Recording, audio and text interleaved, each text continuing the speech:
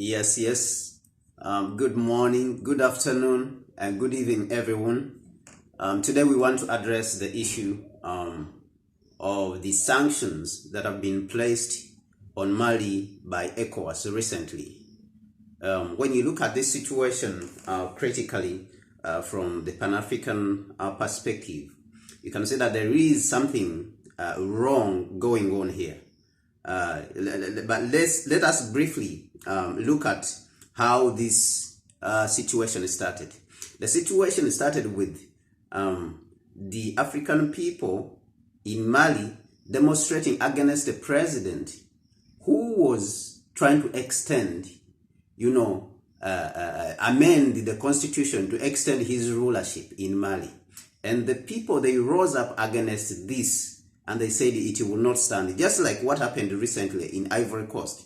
But because France was able to come in and protect Ouattara, and Ouattara used the military, to his advantage. Now, what happened in Mali is that instead, the military in Mali came up and backed the people instead of backing the president. It looks like there was already discontent within the military itself, with the ways of the president. So this is what happened. Now, so the situation originally looks like it was the people, who were standing up against a president that wants to usurp the power, who wants to use the constitution for his own personal gains. So here comes now, because the people have not organized themselves inside, the current interim government has not organized itself very well, to organize elections. And he's saying that we need more time. ECOWAS comes in and imposes sanctions. And I think that as the Pan-African world, we should stand with the people. Sanctions have never produced anything good for Africa. Look at what happened in Zimbabwe. So if sanctions are going to cause problems and suffering to majority of the people, I think that type of sanctions should be rejected. It should absolutely be rejected. Be rejected because they are not going to produce anything good. So if you are targeting a few people and then you want to punish the whole nation, I think that is not the right way of going about things. And that is not the African way, and that is not the African way. But what were the people demonstrating against?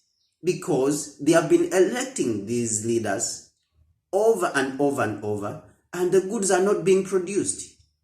The goods are not being produced. Okay, the socio-economic development, there's nothing going on. Look at the Sahel. This president who was in power was actually being supported by France. By France propping him up. Like what you see, they propped up Ouattara. Okay, so these are neo-colonial, projects.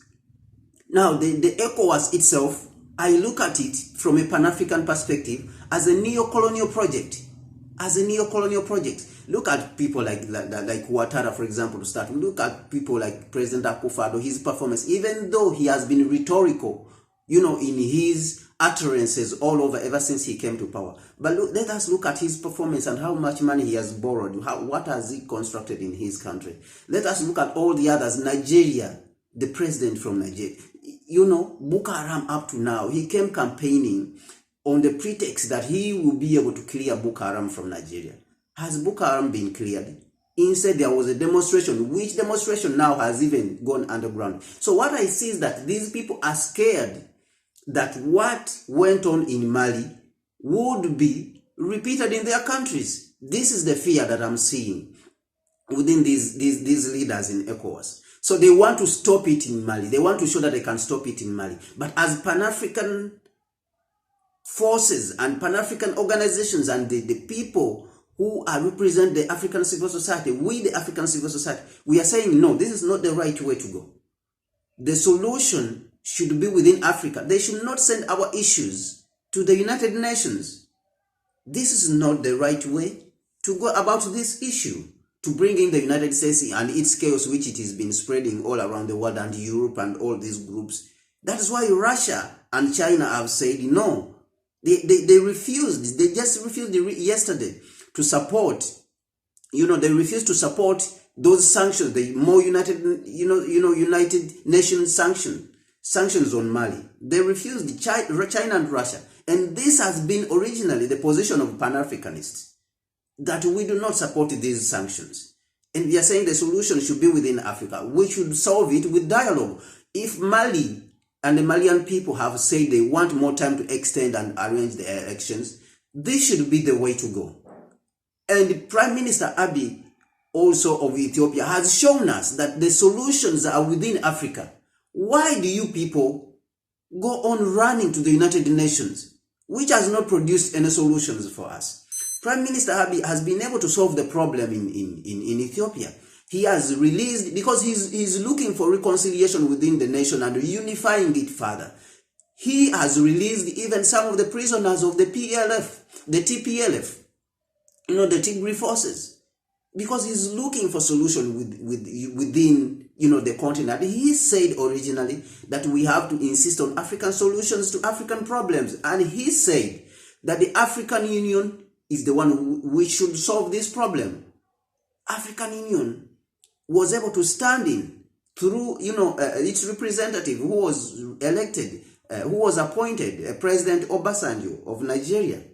So we think as Pan-Africanists that the sanctions should be dropped, and the solution should be able to address the real question of the people, the real grievance of the people. What is the real grievance of the people? The Malian people are saying that the social and economic development, regardless of the voting, it has not been achieved. It has not been achieved. So you don't come and then impose sanctions on them, but rather you should address the issue.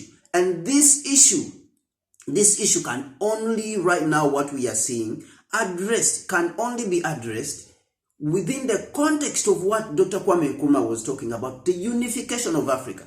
Africa has been bullied. Even they know themselves, the ECOWAS president, that Africa has been disrespected at the United Nations. A seat has been denied to us. We have not been respected. No seats at the United Nations. So why do you take at the United Nations Security Council, no permanent seats there, only temporary seats like what Ghana and Gabon are occupying now?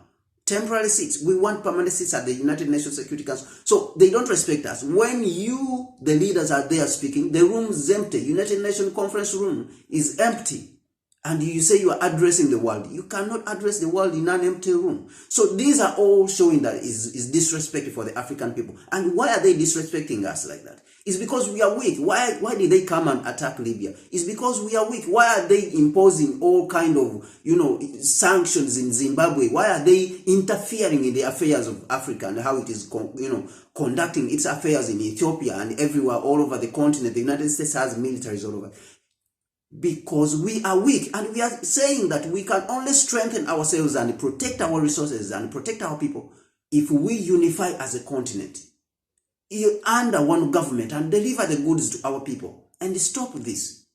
We have to stop this inappropriate behavior, indecent behavior. So we are saying as Pan-Africanists that the sanctions should be dropped. The East African community should intervene. The SADC region of South Africa should intervene. ECOWAS itself, we are saying that the sanctions should be dropped. African Union should come in this situation and should not just keep quiet and say these sanctions should be dropped. It is illegal. These sanctions are illegal. They are going to punish our people who are already, who have been already exploited by neocolonialism, and they are trying to throw off this neocolonialism. If anything, the Pan-African forces, we should encourage what happened in Mali to happen in all the other African countries, because this is what these ECOWAS neocolonial leaders that are ganging up against Mali with the support of the United States, actually, how it confirmed our suspicion that these are neocolonial forces behind. The United States came in just a day after, and Europe, and supported these neocolonial, ECOWAS leaders. So we are saying sanctions should be dropped, and the problem should be solved within the African context, within Africa, with the African Union, East African Community, a SADC, and all the other countries, Maghreb and northern part of Africa, they should come together to solve this problem instead of sending it to the, to the United Nations. So this is our position as Pan-Africanists, and we are saying African unity cannot wait anymore. African unity should not wait anymore. The union of African states, a political union, a union government, should be now, and this is the solution to all our predicament.